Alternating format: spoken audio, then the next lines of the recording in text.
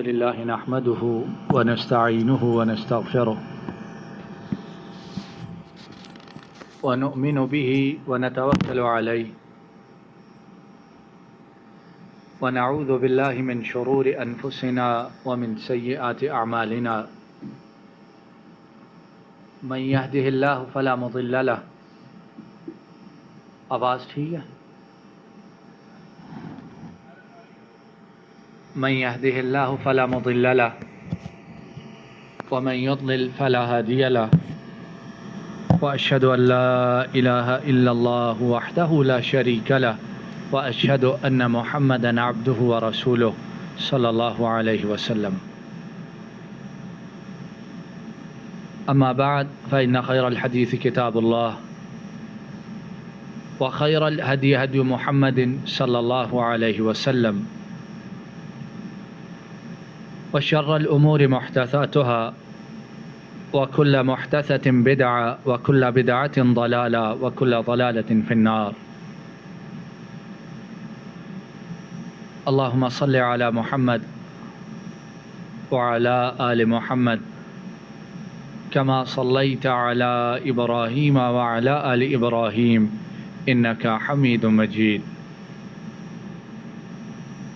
اللهم بارك على محمد وعلى آل محمد كما باركت على إبراهيم وعلى آل إبراهيم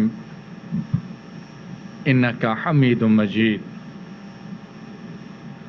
أعوذ بالله من الشيطان الرجيم.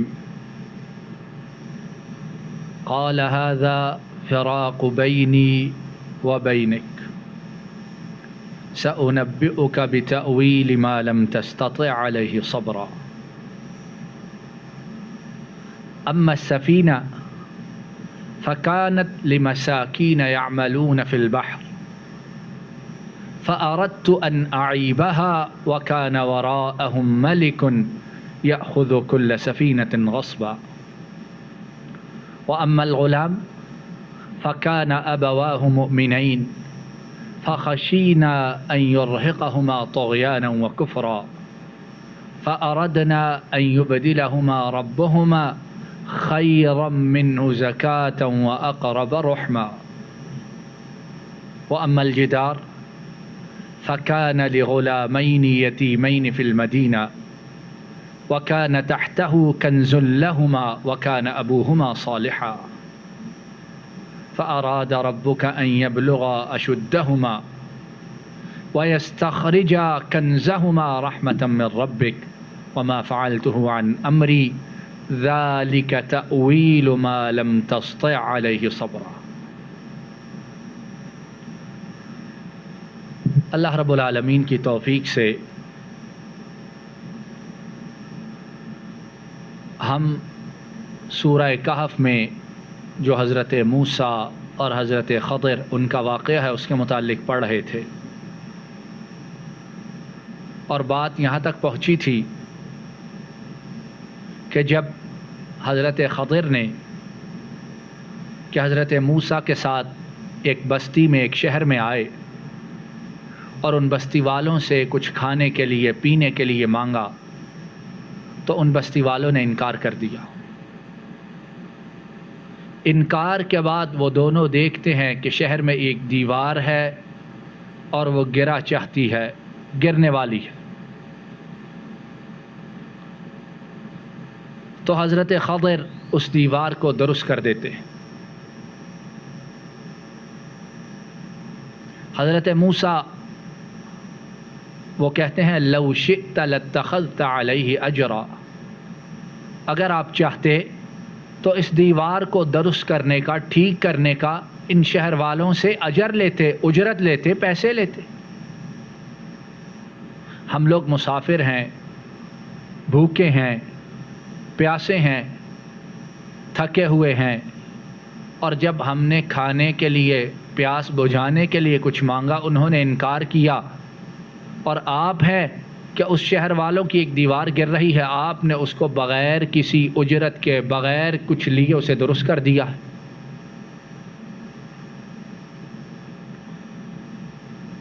حضرت خضر وہ کہنے لگے ھذا فراق بینی و بینک، اب جو ہے اس بات کے بعد میرا اور آپ کا علیحدہ ایک دوسرے سے ہونا واجب ہو گیا، ضروری ہو گیا. اب ہم دونوں ایک دوسرے سے علیحدہ ہو جائیں گے. اور علیحدہ ہونے سے پہلے میں نے جو 3 باتیں کی اور آپ نے ان تینوں کے متعلق سوال کیا، میں ان تینوں باتوں کی وجہ، سبب، علت آپ کو بتلا دیتا ہوں.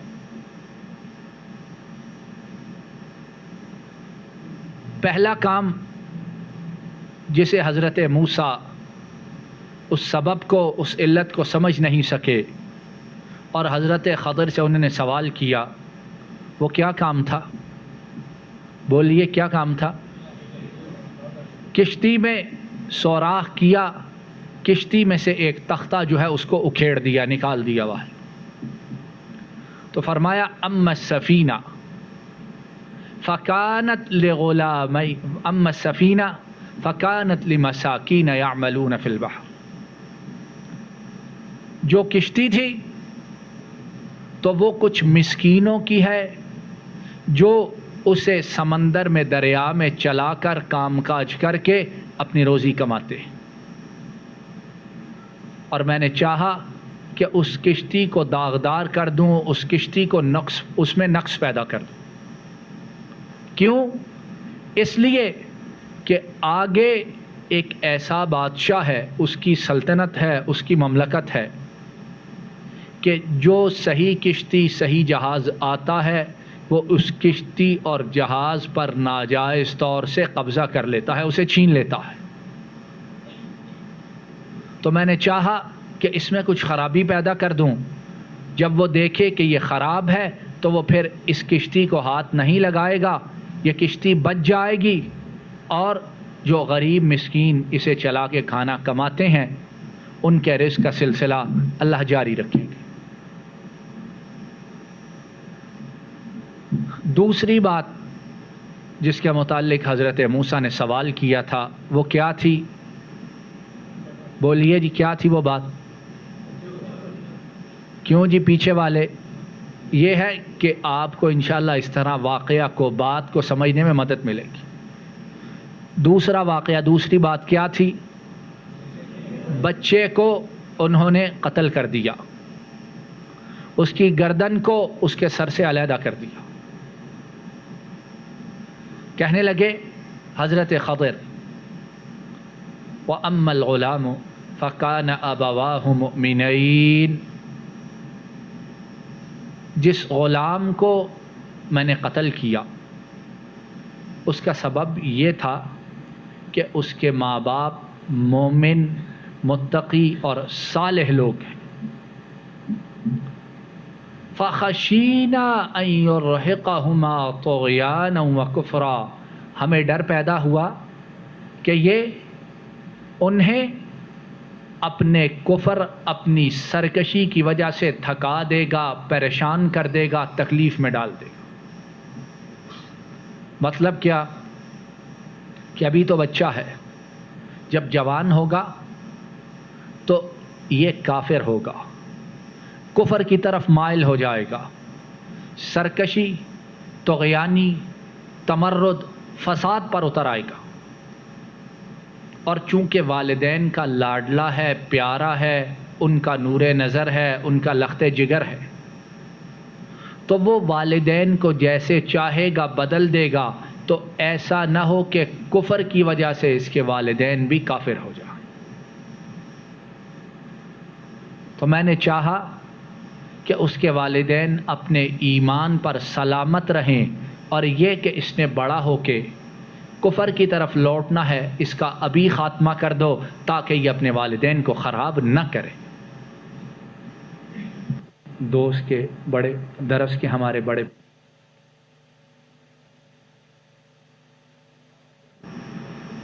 فَأَرَدْنَا أَن يُبْدِلَهُمَا رَبُّهُمَا خَيْرًا مِّنْهُ زَكَاةً، اور ہم نے یہ چاہا کہ ان کا پروردگار ان کو اس کے بدلے میں ایسا بچہ عطا فرمائے جو اس سے زیادہ پاکیزہ، اس سے زیادہ بہتر.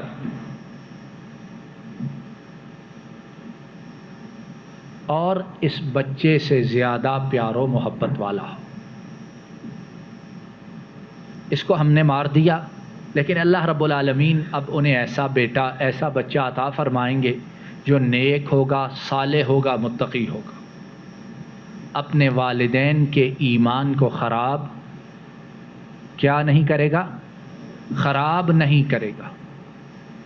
ان کا ایمان بھی سلامت رہے گا اور اللہ انہیں بہترین نیک صالح بچہ بھی عطا کر دے گا. اور امام ابن کثیر فرماتے ہیں وَأَقْرَبَ رُحْمًا کہ ابن جریج نے فرمایا اس کا مطلب یہ ہے کہ اللہ انہیں جو بچہ عطا فرمائے گا جو پاکیزہ بہتر نیک ہوگا، والدین اس بچے سے، یہ جو بچہ مر گیا ہے اس سے زیادہ پیار کریں گے. اللہ والدین کے دل میں اس بچے کا پیار، اس کی نسبت اور زیادہ ڈال دے گا. اب یہاں رک جائیے، سمجھنے کی بہت سی باتیں ہیں، اور ان میں سے ایک بات یہ ہے کہ اولاد کی محبت جو ہے، اولاد کا پیار جو ہے، اولاد سے تعلق جو ہے، اگر وہاں ایمان کی حدود کو قائم نہ رکھا جائے تو یہ محبت تباہی اور بربادی کا باعث بن جاتی ہے. یہ محبت ماں باپ کے لیے ایمان چھوڑنے کا سبب بن جاتی ہے. یہ محبت ماں باپ کے لیے دنیا آخرت دونوں کی تباہی کا سبب بن جاتی ہے. اور بات واضح ہو، کتنے والدین ہیں نیک ہوتے ہیں، صالح ہوتے ہیں، جب تک بچے جوان نہیں ہوتے، بالغ نہیں ہوتے، ان کے گھر میں دین کی حکمرانی ہوتی. بچے جوان ہوئے، آوارہ ہوئے، باہر کی ہوا لگی، وہ گھر کے ماحول کو بدل کر رکھ دیتے. والدین شروع میں تھوڑا احتجاج کرتے ہیں، کسی حد تک مقاومت کرتے ہیں، کسی حد تک ریزسٹ کرتے ہیں، لیکن آخر میں ہتھیار پھینک دیتے ہیں. بچے، بیٹے بیٹیاں جو کہتے ہیں ماں باپ ان کی بات مانتے چلے جاتے ہیں اور کہتے ہیں جی کیا کرے، جوان ہے، اگر نہیں مانیں گے تو پھر خراب ہوں گے، تنگ کریں گے، یہ کریں گے، وہ کریں گے. اولاد کی تربیت، اولاد کو کھلانا، اولاد کو پلانا، اولاد کی پرورش، ان کی دیکھ بھال، یہ والدین کا فرض واجب ہے. اور ان سے محبت، ان سے تعلق، ان سے پیار، یہ اللہ نے ہر والدین کے دل میں اولاد کے لیے ڈالا ہے. لیکن اگر یہ پیار، محبت دین چھوڑنے کا باعث بن جائے تو پھر یہ وہ فتنہ ہے جس کا تذکرہ اللہ نے قرآن کریم میں فرمایا انما اموالکم و اولادکم فتنہ، بے شک تمہارا مال، تمہاری اولاد فتنہ ہے.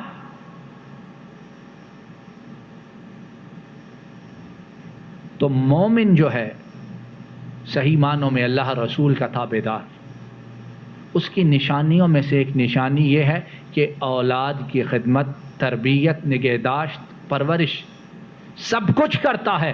لیکن جہاں دین کا، اولاد کی محبت کا ٹکراؤ ہو تو مومن کس چیز کو لیتا ہے؟ بولیے زور سے، کس کو لیتا ہے؟ دین کو لیتا ہے، اولاد کو چھوڑ دیتا ہے. حضرت نوح علیہ الصلاۃ والسلام، اور میرے بھائیوں، میرے عزیزوں، یہ پریشانی ہر گھر کی پریشانی. یہ کوئی میں تصوراتی، تخیلاتی باتیں نہیں کر رہا، یہ ہمارے معاشرے میں موجود ہے اور ہر گھر کی کہانی ہے.